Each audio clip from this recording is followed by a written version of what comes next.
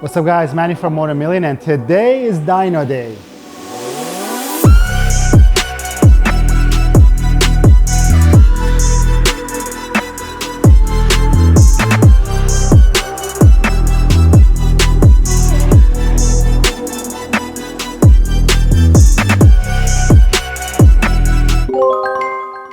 We're here at the Dyno, guys. Paul is strapping the bike down. It is really easy to find a tach reading, and if you watch our other videos, you know why we want to get a tach reading. The bike is going to be dynoed completely bone stock as it sits right now. We only did some visual mods to the bike. We want to get a stock number. Ducati claims 168 at the crank, and these bikes, don't forget, crank horsepower and wheel horsepower are different. It loses some power by the time it gets to the rear wheel. I think my predictions are 145. The bike is still not fully broken in. Herman, what do you think? I'm gonna go 150. 150, and Daniel, what do you say? 142. Daniel says 142, so let's see what it does, guys.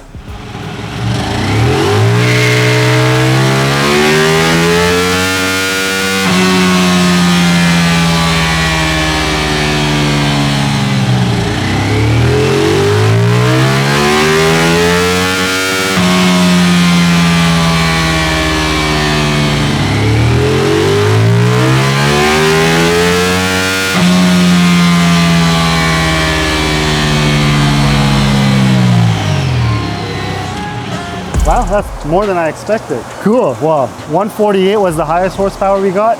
We'll put the graph on the video, obviously. Now what we're going to do is we're going to flash the bike and see if we see any real differences with the flash.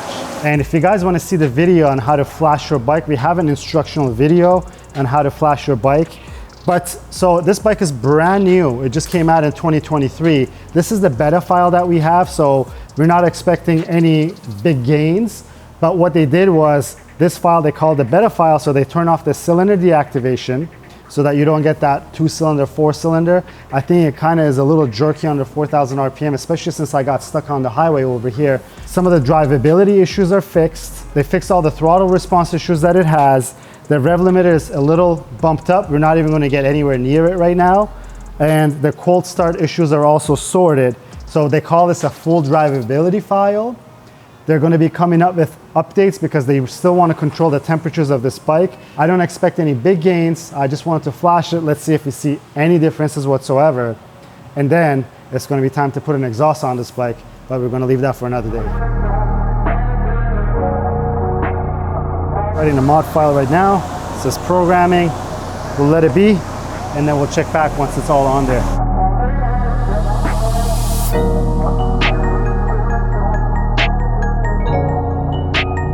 Flash is on there. Let me unplug this, and I wanted to show you guys, this is where we got the RPM reading from. When we're back at the shop, I'll tell you guys why we're so keen on getting the RPM reading from the bike rather than the roller. But it's really simple. You just take this piece out, it's 3 bolts, and you can get a proper RPM reading from there.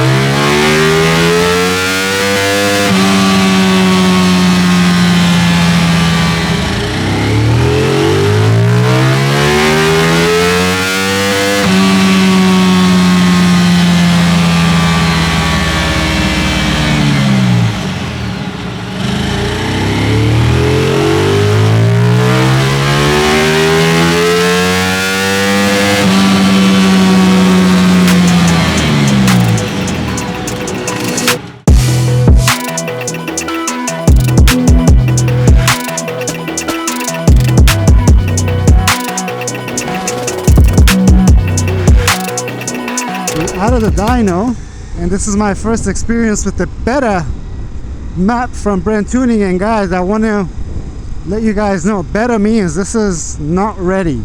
This is by far from ready. They're just testing, and we're just collecting some data for them, and I appreciate them giving us access to these files.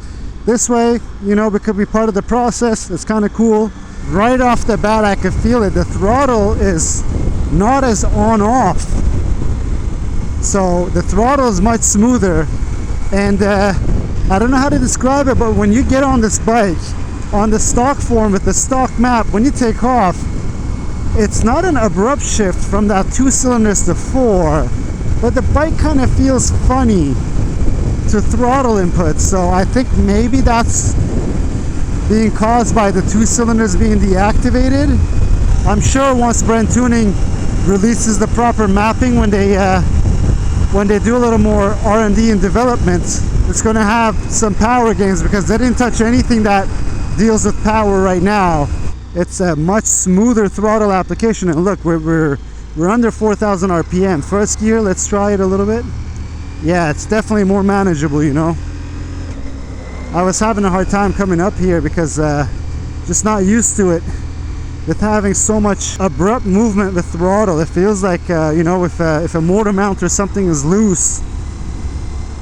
But now glad to say that this beta map kind of helped that out, and I hope when we switch to the Termi map it doesn't put it back on, because then I'm going to really bother BrenTuning to come up with their final map for that Termi, or even just a beta map, so I could get this back a little bit, because give it a little bit of... This thing sounds so good and it feels so good. I love this thing. And we're back, guys. This is still pretty hot, and right over here you could see it's a teaser. But before we get to that, let's go over the numbers. The bike did 148.03 horsepower stock. That was with the stock map in 5th gear. And I guess it's within the range of what we're expecting. They claim 168 horsepower at the crank.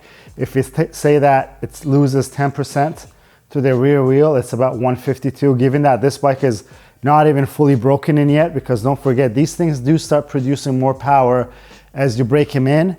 And I'm okay with the number. I predicted 145, 148 is right around the ballpark. And if you guys saw, I showed you guys where we took the RPM lead, and let me go over again to let you guys know why we're so keen on getting that RPM reading. So if you haven't watched our video where we explain this to the exact science of it, I'll be very brief.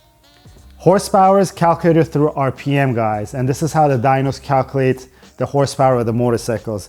If you don't attach an RPM lead, you got to calibrate the dyno and basically tell the dyno at this wheel speed, this is this RPM, and it's always guesstimating, and you're never going to be able to calibrate it as exactly as that reading gets. And since the horsepower formula has RPM as a variable, even if that changes a little bit, your horsepower number is going to change a little bit. And that's how we know the readings that we get are exactly where they should be, especially since we use the same dyno over and over again, guys. So that's why we're so keen on getting it. And if I ever see horsepower numbers without the RPM reading, at least when it's comparing things, I kind of look away, because for me it doesn't make any sense. But that's it. So the bike did 148 horsepower in 5th gear. I think it did around 147 on 4th gear with the stock map. When we switch to the BrenTuning map, again, this is a beta map, guys, so we're not even going to judge the power numbers. But on 4th gear it pulled 147, on 5th gear it did 145. The room was probably getting a little warmer, so it might have an effect, but I don't think so. I think just the map is unfinished, because we could see on the graph that you'll see on the screen here that up top it's a little unfinished. It's completely understandable. BrenTuning did give me a disclaimer that this is not a power map, this is not a dyno queen map, this is a rideability map. And that's when you guys saw me when I was riding this thing. It's a day and night difference, and you guys will get my honest opinion, as I always do. We work very closely with BrenTuning. We really appreciate what they do, and we really appreciate them giving us access to these things, or to the beta maps, which we probably wouldn't have access to as a regular consumer. It's really cool to see and be a part of the process. So thank you, Brendan, and thank you, Chris, and thank you anybody else that's involved on BrenTuning's part. But so when I was riding it, the map is night and day difference from the stock map, right? So the stock map is very, very choppy in 1st and 2nd gear. I mentioned it to you guys that it feels like a hyper motard that I really dislike. I like those bikes, I just dislike how they ride in traffic. But on the BrenTuning side, it's totally different. And this is very hard to show on a dyno, right? Because don't forget, when you're riding on the street, you're not full throttle. On a dyno, what we do is we just crack that throttle open and let the bike ride the rev band, and we see the power figures and what it makes at what RPM. But on the street, we're half throttle, quarter throttle, we're getting on the throttle easily or harder. So that's when that real life experience comes in. So All in all, the rideability it's bang on, guys. Now that I experienced it on it, if that map from Termi is not as smooth as this, now that I experienced this bike with that BrenTuning's rideability update map, let's say, that beta map that they gave us, I'm going to be looking for that, because it's seriously, it's such a big difference. And I wasn't really enjoying myself today when I was riding to the dyno. I got stuck in Miami traffic, and it's a little annoying, even for seasoned riders. I've been riding a bike forever now. Today they were working on the Krapovic full exhaust map, and then they said the next phase is our Termi map that we're going to be using. So they're going to have an updated map so that you could use it with this Termi exhaust that we're about to install. That's the next part of the update. All I wanted to do is that I couldn't wait to put this exhaust on the bike, because the bike does sound sweet, but without an exhaust, none of the bikes are fun to ride, guys. So this is next, and I don't know, I can't wait. Let me open this box. I just want to see what it looks like. That way I'll have it ready for the next episode so that we can install it on this bike. We definitely can't install it right now because exhaust is not warm here, but the engine is warm. But let me open this up, let's see what's inside, and then we'll call it a day for this. So this is the Dragster exhaust. It's not a full exhaust, guys, but if you guys have seen some of the exhausts that is slip-ons by Termi for the Panigale V4 and Street Fighter V4, they're within just a couple horsepower, 1 or 2 or 3 horsepower of the full exhaust systems. And again, we're not going for all out power on this bike. So as long as we like what this looks like on the bike, this may be a keeper. If not, we'll look into other options. I think the only option right now is the Krapovic full exhaust from the Ducati dealership or from a Krapovic. So the only thing that I kind of can't get my head around is a good looking exhaust, but it doesn't utilize both sides of the bike for the outlets, and this does. But the pictures have me worried, but since we have it here, we might as well try it, because I searched and looked around. I don't find any videos. I don't find any pictures other than Termi's own pictures. So we're gonna take the chance. These are all the carbon heat shields. It comes with a lot of carbon fiber. Okay, I'm happy to report they actually used plain carbon fiber, guys. This kind of looks cool. Let's try to mock it up to see where this will sit. This is probably going to sit right here. And I don't know. I don't think it looks too bad, guys. This heel guard here is going to sit right here. So I see how it's going to go. It's going to go just like this. Well, I always say it. It's not as bad as the pictures. This machine over here, I thought it was ugly when I saw the pictures. I didn't understand until I saw the bike in person. And this shape, I don't know if you guys can tell how much shape and form it has. So it's really, really hard to show in pictures. So I'm a little bit at ease because now I know that it doesn't look as bad as the pictures. Let's look at the other side. This is very Italian, guys. I'm gonna show it. Why wouldn't I? Look at all this goop that's on this exhaust.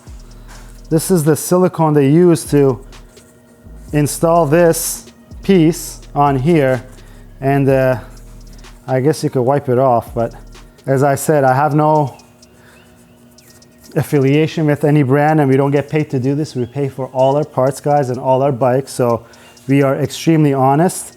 But this is not cool, you know. Imagine you're a customer who paid thousands of dollars to receive this, as we did, and it comes like this. We'll clean it off. It's coming off, which is not a worry, but hey, you guys get to see the real thing. Let's swing around, but this will go right like this over here. Wow, that's gonna look cool on this side, guys. I like it. And we have a bunch of carbon for the bike already, so Full 6 Carbon has made a ton of carbon fiber for this bike that we're gonna be receiving shortly. So after our exhaust, I think we could expect to do some carbon fiber upgrades. But yeah, I think so far it looks good, guys. And then we'll go over all the other parts because there's mufflers and pipes and everything that is in the box. I'll keep it for the next episode where we actually go on to take on the project of installing this exhaust on this bike. But if you like this video, please give it a thumbs up. If you have any questions or comments, leave them down below. Until next time, guys, have a good one. Hey, Luigi, come clean this, man.